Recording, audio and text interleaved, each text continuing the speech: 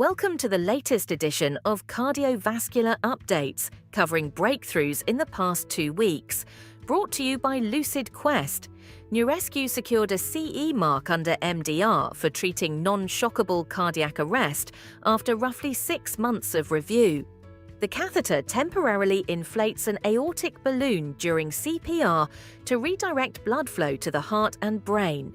It's the first approved device for non-shockable rhythms and is distinct from defibrillation, which treats shockable rhythms.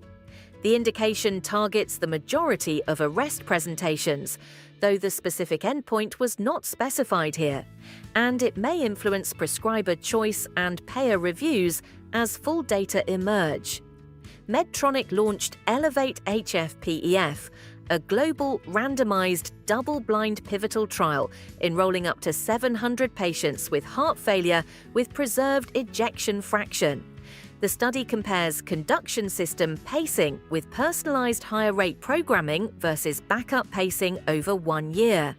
It tests whether elevated, tailored pacing rates can improve symptoms and outcomes. Endpoints were not specified here.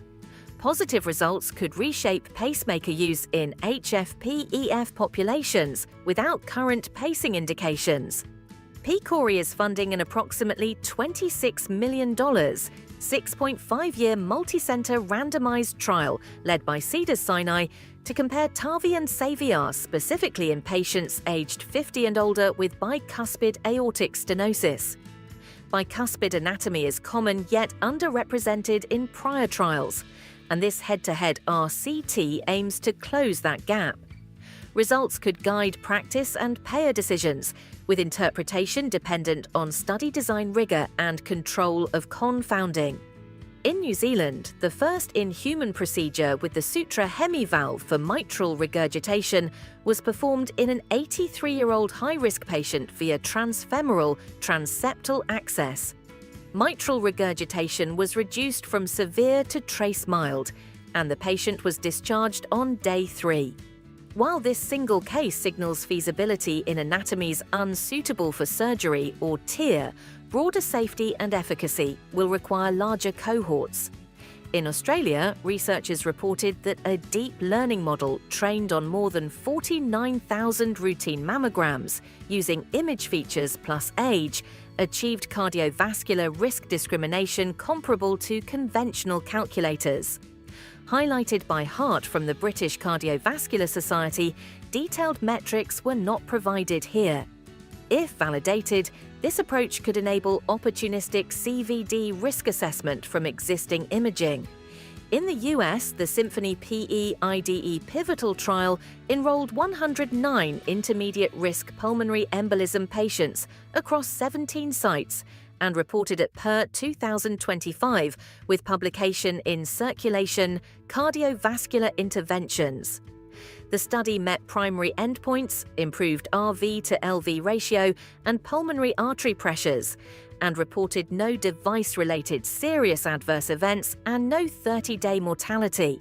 These findings support efficacy, efficiency, and safety of catheter-based PE thrombectomy. The Celebrate Phase 3 trial of zalunfiban, also known as DZAG-Pro-T, reported positive top-line efficacy and safety in 2,467 STEMI patients treated pre-hospital across the US, Canada, Mexico, and Europe. Patients received a single subcutaneous dose versus placebo. Full endpoint details are slated for an AHA late breaker. Confirmation could introduce a rapid, practical pre-hospital antiplatelet option. Ultramix reported multi-center modeling of echo-go amyloidosis across more than 4,800 cases in the US and UK, shared as an ASE 2025 abstract on an FDA-cleared platform background. The AI improved referral accuracy for suspected cardiac amyloidosis compared with wall thickness criteria, with scalability supported by multi-center validation. Specific performance metrics were not detailed here. This could enable earlier detection and more appropriate specialist referrals. Stay ahead in cardiovascular research. Like, share, and subscribe for our updates. visit lqventures.com or email us at info@lqventures.com.